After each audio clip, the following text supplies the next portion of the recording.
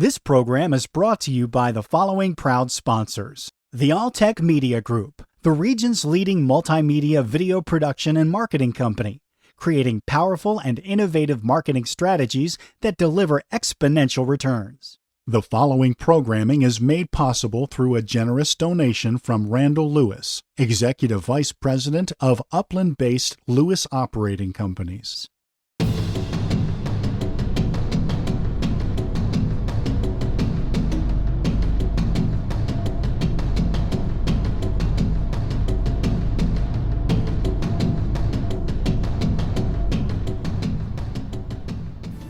Welcome to a Randall Lewis seminar, and we are again sort of examining this question about local news and where it comes from and how it's presented and where it's going. We're really honored to have with us from Orange County, Norberto Santana, who has something called Orange County. The exact title is Orange County Voice of OC. Voice of OC, and it's becoming a major source of public information about what's taking place in the county that you can't find elsewhere, and it's sort of a non-profit model, which I think is becoming a choice that regions need to weigh and evaluate. But it's an honor having you here. But the first question really is sort of who are you? How about a little bit of life story and what led you into journalism? Sure. I grew up in Southern California, in the Whittier area. Grew up there. My parents are Cuban exiles from Cuba. They came in the early 1960s. So we grew up in a very, in a sense, politicized home.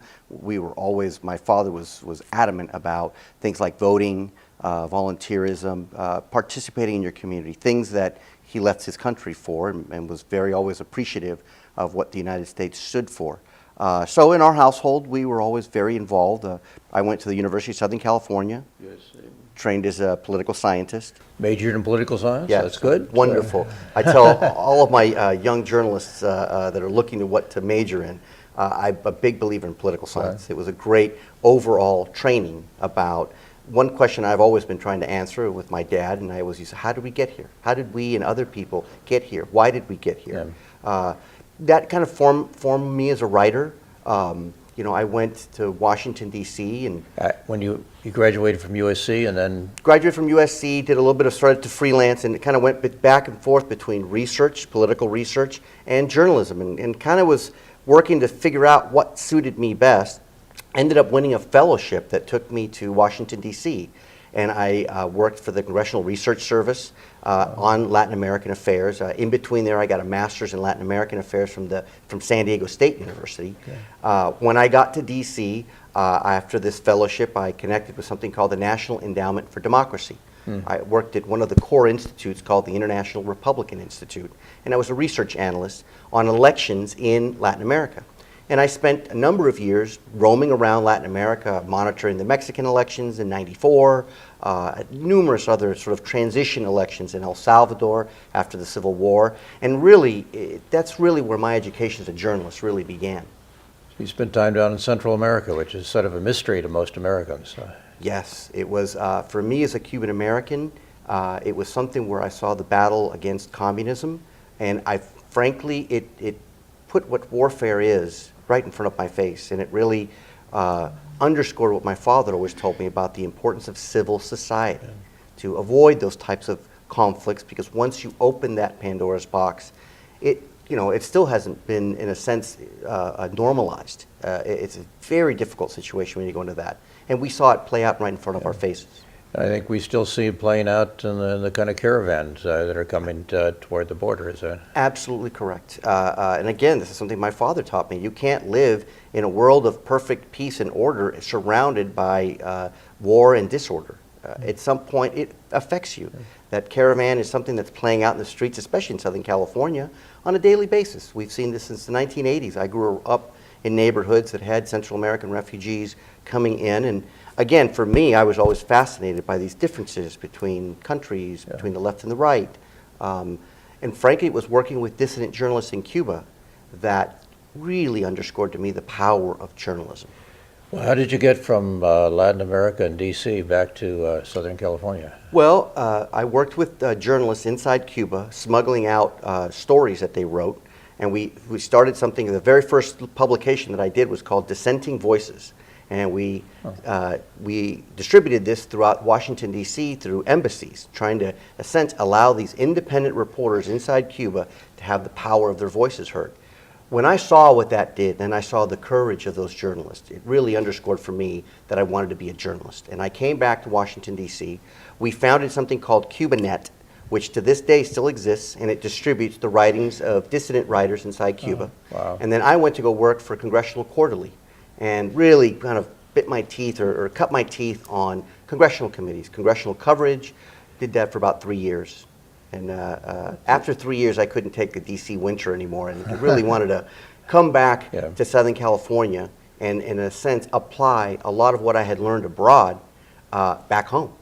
And that's when I started. Actually, I started here at the San Bernardino County Sun. Was my first job back in California.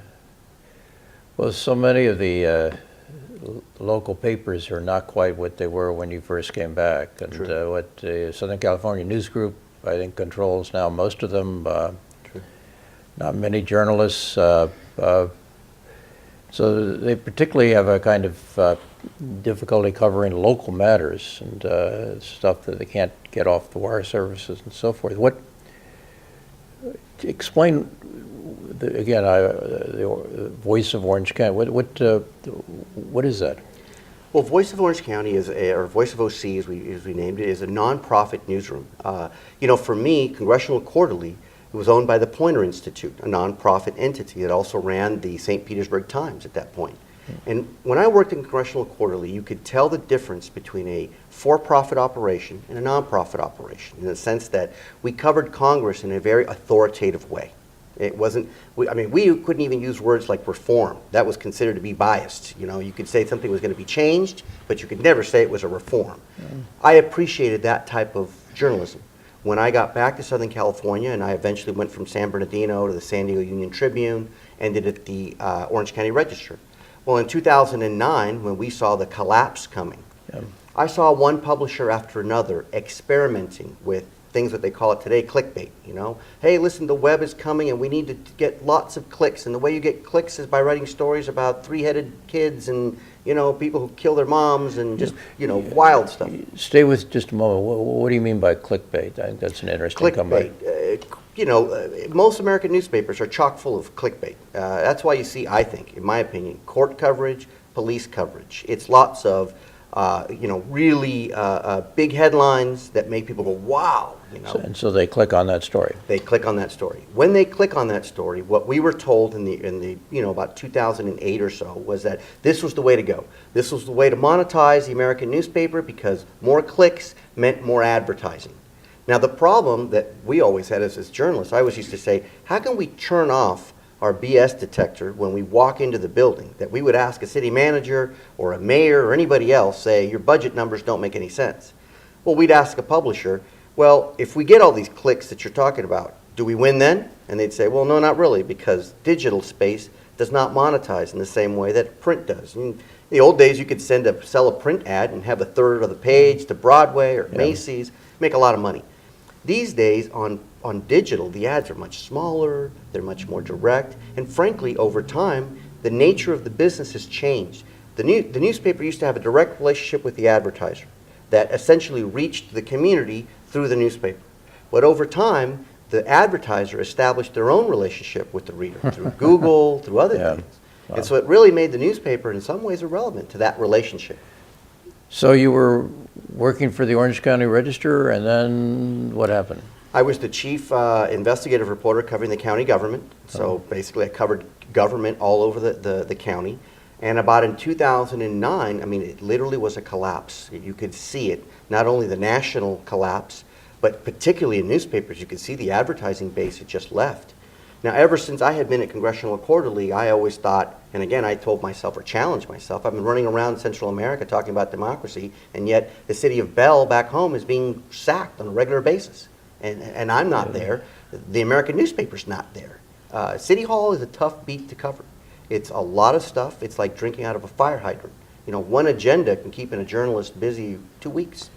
Yeah, what is there, what, 20, how many cities in Orange County? 34 cities. There's 34 cities in Orange County, and the county government, and who knows how many special districts and school districts. And Correct. Fire, water, Yeah. cemetery districts. I mean, all of these are largely uncovered.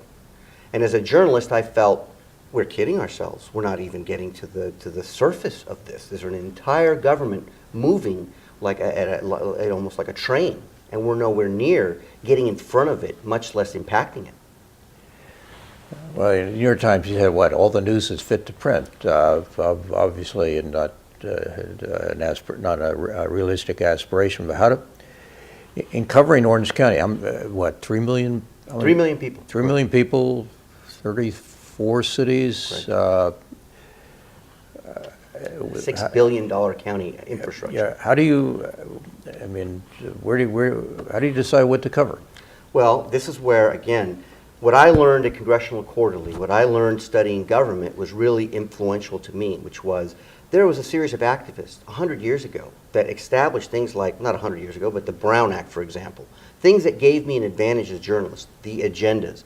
So really a lot of the skill sets that I learned at Congressional Quarterly about how to follow these things, I always adapted on the local level. When it came time to do a new nonprofit newsroom in Orange County, and basically we got together and had conversations throughout the community with different people like labor leaders who were influential in us starting, and journalists like myself, and we all thought, you know, we can't just sit back and watch what's happening. A corporation is always going to cover news from an entertainment standpoint because they're trying to sell something.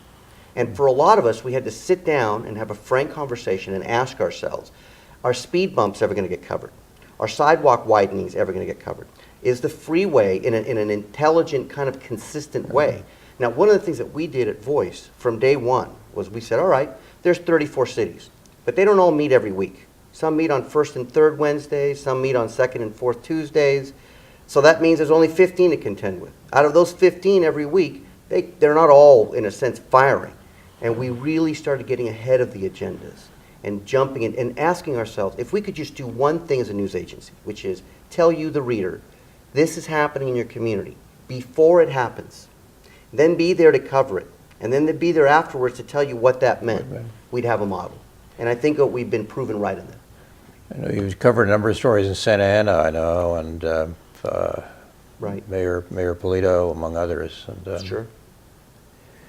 Well, tell us how does a nonprofit work? I mean, that is where the resources come from to survive and to hire staff and to do good work. It's a challenge. Fundraising in a nonprofit environment is always difficult. I think in many ways for a newsroom, it's actually easier, and it fits it very well. Most nonprofits struggle to tell their donors what they're doing on a daily basis. We are blessed as a newsroom to be able to tell our donors on a daily basis what we're doing by simply publishing stories. The City Hall beat has turned out to be wonderful for us in terms of it's a way to have consistent, fair, unbiased coverage that is there when you need it. So for example, in the city of Santa Ana, which is the largest city in Orange County, it's 78% Latino. Well, our coverage is very Latino-based there. There's a lot of issues that have to do with the community. Without us as editors or publishers trying to think, what's a Latino story? In Little Saigon, which is the cities of Westminster and Garden Grove, our coverage has much more of a Vietnamese flavor to it, and that's the voices that you see in the stories. You know, the stories are not necessarily different than what someone in Mission Viejo might be concerned about, but the actors, the names, the people that are getting quoted are very much relevant to that. And the key has been for us as a nonprofit newsroom, and it's a mix, which you typically see in nonprofits throughout the country. There's about 200 of them now working all over. 200 nonprofit newsrooms in America. So some things, for example, the Marshall Report, which was established by the former editor of the New York Times. All it does is delve into criminal justice issues on a national basis. So it does a deep dive on topics. Then there are places like Voice of OC or Voice of San Diego or the Texas Tribune that cover politics. So San Diego has something equivalent to what you have in Orange County? Correct. They were really one of the first newsrooms in America that really started on this way. And this was, frankly, a lot of people in that community that they watched their pension system blow up. And they asked, where was the newspaper? And the challenge was, pensions are pretty boring things to cover until they blow up. They're fascinating once they blow up. And so the key being again, which is, what do you want? A newsroom that covers everything when it blows up? Or do you want a newsroom that prevents blowups? Without being biased, without getting involved in outcomes. How large a staff do you have at Our staff, it varies. We've gone everywhere from 3 to 10 in the sense that, for example, I just lost a reporter this week who is leaving us to move to the San Jose Mercury News, and she'll be the primary investigative reporter covering the county of Santa Clara. Right now, I'd say we have about a newsroom solidly of about 5 people, with an editor and reporters, interns. We have college interns as well, and we assign them to City Hall beats.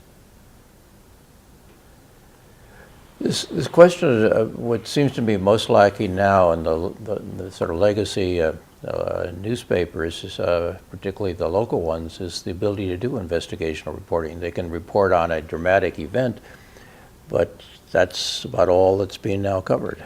It's true. In fact, I would almost say, I serve on the National Board for Investigative Reporters and Editors, and I'd say that in many ways, the very definition of what is an investigation has to change, in a sense that if you spend 6 months doing a project, and again, telling a community of something that went wrong while you were supposed to look at it, I think, frankly, that's a way for us to end in a graveyard as an industry.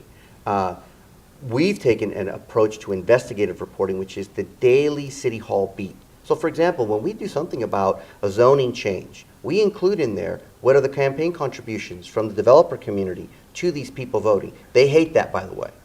They really, political leaders really hate it when you point issues out in real time, when you point out inconsistencies in real time. That is the direction I think that investigative reporting must go in order to survive and have support from the public, that they see a reason for it, as opposed to constantly showing up and telling you that the local hospital is horrible or your local city has been ransacked. I think any credible reader has to ask a question and say, where were you? What's an example of an important investigation story that you've recently done in OC Voice? Well, we do them all the time. One of the advantages for us to being, again, in those City Hall trenches and beats is that the stories come right at you. The investigations are right there. We had a story, this was a while ago, it's taken years to develop out, but the mayor of Santa Ana had a very questionable relationship with getting a home through giving a parking lot to an auto parts dealership. I remember the story. And the next thing you know, the city goes from buying $100,000 worth of auto parts to $1 million worth of auto parts. And this gentleman gets a $400,000 house for $200,000. Now, unfortunately, in Orange County, our district attorney looked at that and cleared the guy, which also tells us that many times we as journalists, these agencies that we depend upon, like the district attorney, to investigate things, they themselves are politicians. And so one of the things, again, that I think has worked well with our model is the speed of publishing. The more we publish, we don't just do one big investigative story. We keep coming back. We keep looking at how things are going. And so a lot of our stories develop. One thing, too, that we brought is the community into it. We have... How do you do that? There's 3 million people. You can't obviously bring them to a town meeting. How do you talk to the community? Well, what we do is we have a very vibrant opinion page and an op-ed page. I'll give you a perfect example of Rose Tingle. It's an older person, an activist on animal rights. In Orange County, we had the oldest animal shelter in Southern California, back from World War II. And for many people in the animal rights community, these days no-kill shelters are very important to people, and that's begun to be a movement. Well, Rose Tingle showed up one day to the Board of Supervisors and wanted to show a video from the Albert Schweitzer Institute in Europe showing that animals felt pain. She was kicked out of the meeting, told she could not show a video during public comment, which is ridiculous, but nonetheless, this is what she was told. I ran behind her and a few of their friends, and we did an impromptu training session that very afternoon at a local restaurant on how to write op-eds. This is something we've done throughout the community, everything from a sizzler to a union hall. And we trained people on how to just write a basic story, nothing out of this world. Rose took that training, and she started writing about the animal shelter. And Rose averaged about an op-ed once a month. And the Board of Supervisors used to call me at night and tell me that, you've made it when the politicians start telling you that, your agency's too credible to be running this kind of community content. Rose is crazy. And I kept asking this question, is she wrong? Is she wrong? Is there anything that she's writing that's factually incorrect? If so, we correct it right away. And if something was so bad that it was couldn't stand, we'd take it down. Well, the fact is that Rose's op-eds triggered 5 grand jury investigations over the course of a couple of years. Those grand jury investigations backed up her op-eds 100%, that the cages were bad, the staffing was bad, the kill rates were larger than what they said. Eventually, the Board of Supervisors, the very same supervisor that used to call me at night and complain about Rose Tingle, was the same guy who at one point during a budget update asked the CEO, can we simply switch this property for this property because we're getting beaten up in public waiting for an animal shelter that never shows up. The CEO, who knows how to do this, said, absolutely, Supervisor, we can totally do that. Today, Orange County has a $35 million animal shelter system, a brand new one in Tustin. And you can literally say it's because of one woman writing in a consistent way, respectfully, intelligently. I mean, she did what any member of the public that knows certain topics. And this is something I learned as a beat reporter for years. You'd see parents show up and advocate for speed bumps, and they had done their research. You know, they had looked at things. They were Americans are very, in that sense, intelligent people, and they use the information that's in front of them very, very well, I think. And again, we've had an op-ed running for at least 5 years, or an op-ed page. Never had a problem with any of it. And again, it's continued to move. So take the op-ed page. I would like to write on an op-ed page. I live in Orange County. I have something to say. How do I do that? You send it to us. We have something called, and we have probably one of the only editors in the country, called an involvement editor. This is a senior level, retired or semi-retired land use activist. That is just, this is a person who lives at city council meetings day in and day out. We have writer's guidelines. You can reach her email. And again, if you look at our op-ed page, you'll see everything from election type op-eds to simply talking about how to vote better. You know, we get nonprofits that write op-eds about what they're doing. You have any kind of notion of the kind of, I don't know why you use the word clicks, but the kind of readership that you have? Oh yeah, I mean, these days you can track analytics very, very well. You know, I'd say our monthly readers is about 100,000. So it's, you know, I mean, in some ways it's the readership of a you know, major league newspaper, let's say of San Bernardino County Sun, about that readership. I always say also our readership is a highly engaged readership. It's, you know, this, I never bought this argument at the traditional daily newspapers that I worked at, that the public didn't care. I mean, my point was, if you gave the public as much information about City Hall as you did about the Angels, you know, you'd have a lot of people get more involved. And it's very simplistic. And I say this almost as a political scientist. It's very straightforward. And the readership, again, has exploded. The other key is they're involved people. Cal State Fullerton helped us do an analysis of our readership, and a lot of it was public sector people who are involved in the public sector, older than 50, make about 100 grand a year, and are, you know, very interested in the depth that our stories bring them. And we have those. I mean, I call them always influencers, people who push red and green buttons all over town. Everything from a council member to a lawyer to elected officials to developers and other in the business community that want to know what government is doing. So in Orange County, there's the Register, the LA Times has some circulation. Do you know anything about the circulation numbers in Orange County? Well, the LA Times doesn't have its own edition anymore for Orange County. I mean, we do one, frankly, we have a partnership with the LA Times where we publish a Sunday supplement called Times OC, and that does offer some, I don't know what the readership for that is yet. They mainly still operate the Daily Pilot that covers Newport Beach and Costa Mesa. I think it's probably a readership in the 50 to 100,000 area. I think the Register is probably closer down to about maybe 100,000, between 102 or so. You know, it's again, all of these circulation numbers have been questioned in recent years a lot. But it's certainly contracted significantly. We don't have broadcast. The weird thing about Orange County is we don't have broadcast outlets. We don't have an NPR outlet. You don't even have an NPR outlet. Wow. So it's a real news desert. I call it America's largest news desert. So when you sort of look to the future, 5 years from now, 10 years from now, what do you see in terms of newspapers and news coverage? Well, I mean, in some ways I'm worried because I see a lot of news coverage that's very entertainment based, and it lends itself to sort of biased red, blue type reporting. The more entertaining, the more likely you'll have the clicks, as you suggested. Exactly. And I think that that aspect of news is almost in some ways, strangely, not questioned enough. I know for us what's coming. In the next 5 years, people in Orange County will be able to, all of the people in the 34 cities, they will have something called city pages where they can go to their own city and get something, a very localized product off of city council agendas, real biographies of who their political leaders are, where they get their campaign finance from, what their last 5 or 6 votes have been, a breakdown of their city budget so that they can actually go during budget time and have it be like the 4th of July, where they show up early and there's lots of coverage. You see lots of students doing coverage of city halls, see lots of community members doing op-eds, lots of events to talk about things like homelessness. I mean, we've certainly, that's one thing that this year, we just had the new district attorney on our podcast, and he talked about and gave us straight up credit for on homelessness, for example. We started tackling that issue day in, day out.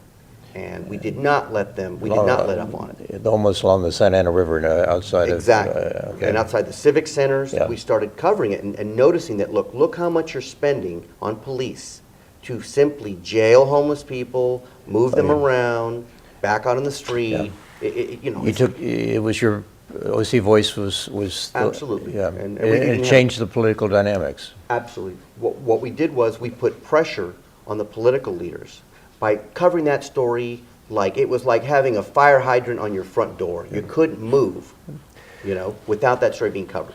One other thing, I know that you were asked by the New York Times to be a particular expert in following the congressional races in Orange County. Do you want to, what'd you learn by that experience? Orange County is turning into a purple county. It is no longer the GOP walk that it once was. We had 4 congressional races. If 5 years ago you would have told me that all of our representatives in Congress would be Democrats, I would have passed out on the floor.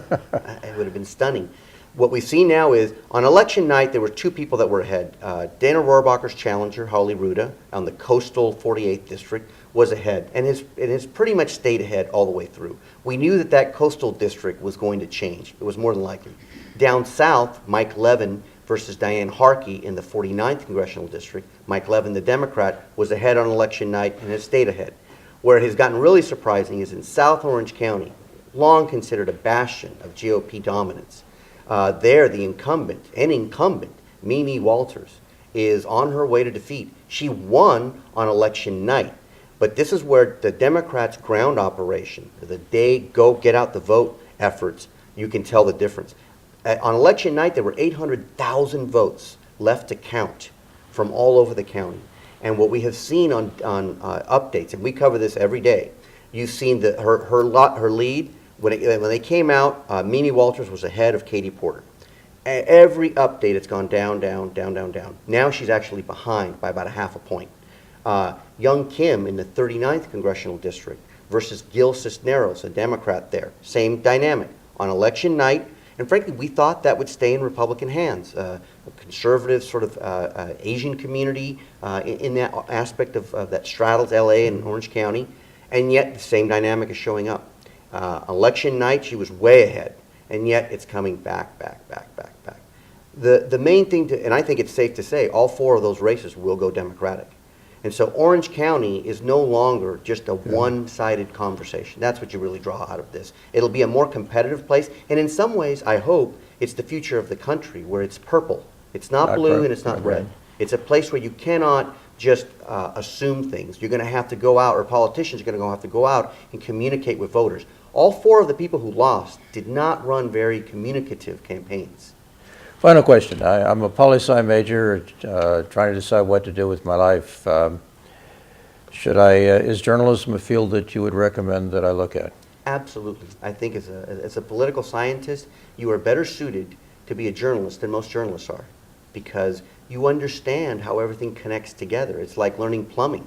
And then now when you go out, you have a real understanding of what a mayor does, what a congress member does, how a story will move through the cases, and the fact that even when the governing bodies are done changing something, it's still not over. You get that in political science. You get history. You get journalism. You get current events.